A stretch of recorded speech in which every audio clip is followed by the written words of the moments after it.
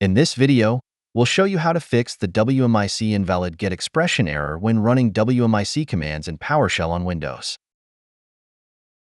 You might notice that the same WMIC command works normally in command prompt.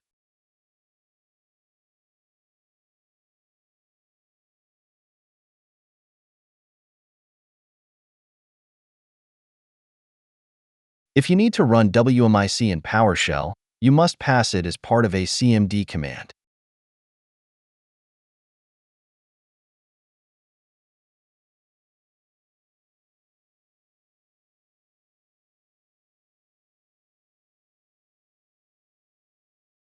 Alternatively, you can translate the WMIC command into the equivalent getCIM instance PowerShell command.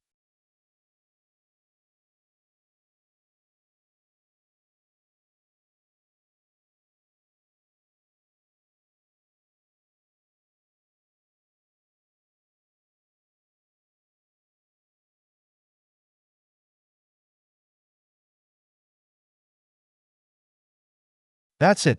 Thanks for watching. Don't forget to like and subscribe, and see you in next videos.